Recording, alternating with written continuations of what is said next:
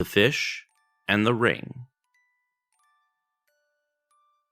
Once upon a time there lived a baron who was a great magician, and could tell by his arts and charms everything that was going to happen at any time.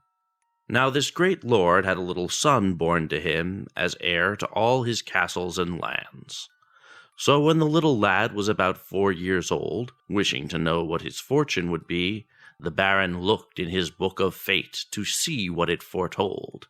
And lo and behold, it was written that this much-loved, much-prized heir to all the great lands and castles was to marry a low-born maiden. So the baron was dismayed and set to work by more arts and charms to discover if this maiden were already born, and if so, where she lived. And he found out that she had just been born in a very poor house, where the poor parents were already burdened with 5 children. So he called for his horse and rode away and away until he came to the poor man's house. And there he saw the poor man sitting at his doorstep, very sad and doleful. "What is the matter, my friend?" asked he. And the poor man replied, "May it please your honor, a little lass has just been born to our house, and we have 5 children already, and where the bread is to come from to fill the 6th mouth, we know not." "If that be all your trouble," quoth the baron readily, "mayhap I can help you, so don't be downhearted. I am just looking for such a little lass to companion my son, so if you will, I will give you 10 crowns for her." Well, the man he nigh jumped for joy, since he was to get good money, and his daughter, so he thought, a good home.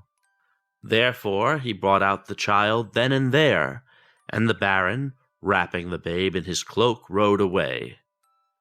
But when he got to the river, he flung the little thing into the swollen stream, and said to himself as he galloped back to his castle, "There goes fate."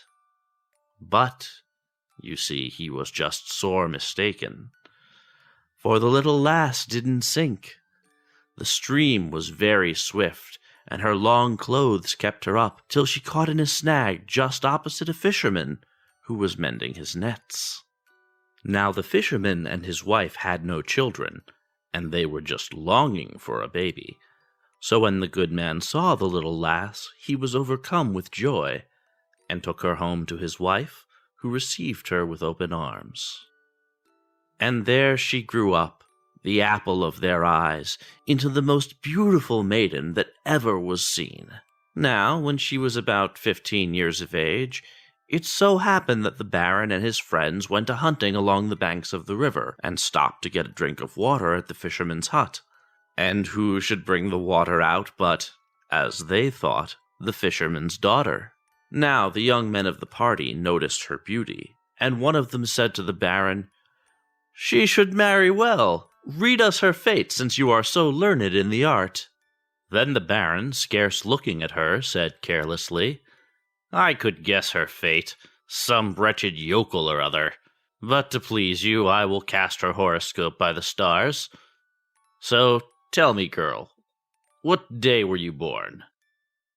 "That I cannot tell, sir," replied the girl, "for I was picked up in the river about 15 years ago." Then the baron grew pale, for he guessed at once that she was the little lass he had flung into the stream, and that fate had been stronger than he was. But he kept his own counsel and said nothing at the time. Afterwards, however, he thought out a plan, so he rode back and gave the girl a letter. "See you," he said, "I will make your fortune. Take this letter to my brother who needs a good girl, and you will be settled for life." Now the fisherman and his wife were growing old and needed help, so the girl said she would go, and took the letter. And the baron rode back to his castle, saying to himself once more, "There goes fate." For what he had written in the letter was this: "Dear brother, take the bearer and put her to death immediately, But once again he was sore mistaken, since on the way to the town where his brother lived, the girl had to stop the night in a little inn.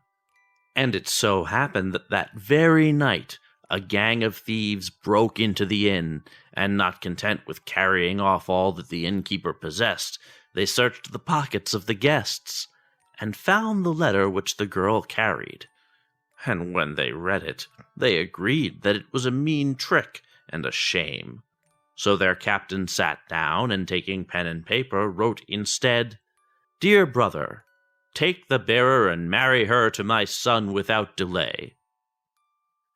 Then, after putting the note into an envelope and sealing it up, they gave it to the girl and bade her go on her way.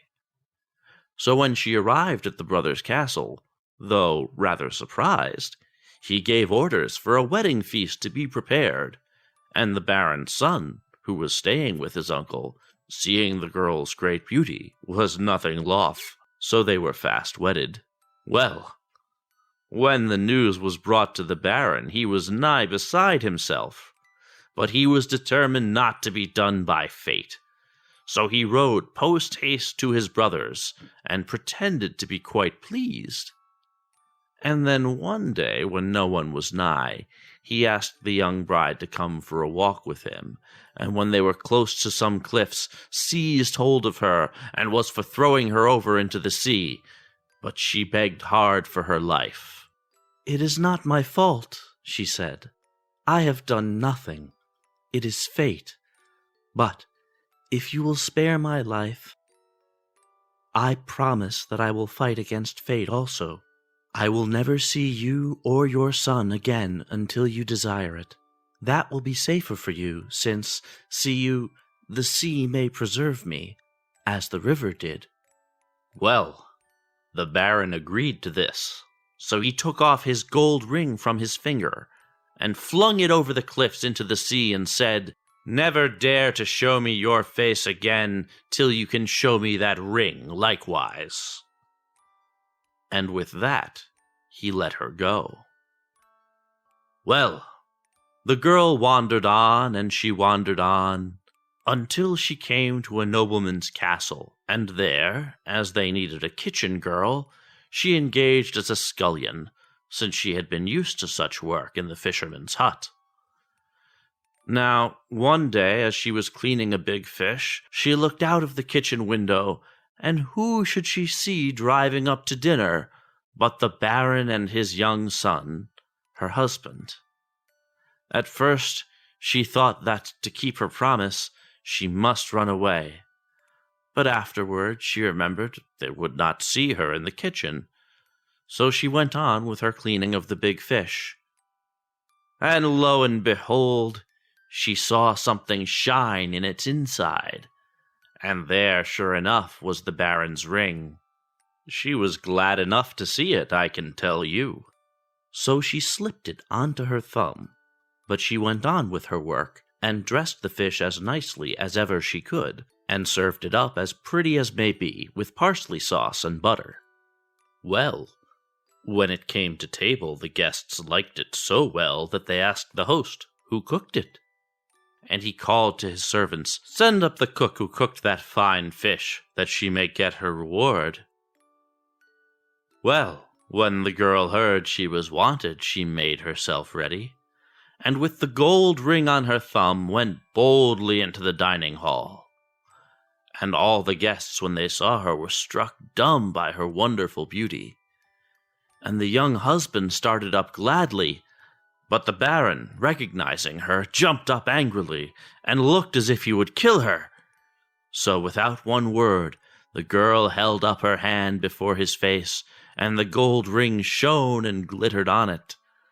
And she went straight up to the baron, and laid her hand with the ring on it before him on the table. Then the baron understood that fate had been too strong for him. So he took her by the hand, and placing her beside him, turned to the guests and said, "This is my son's wife. Let us drink a toast in her honor." And after dinner, he took her and his son home to his castle, where they all lived happy as could be, forever afterwards.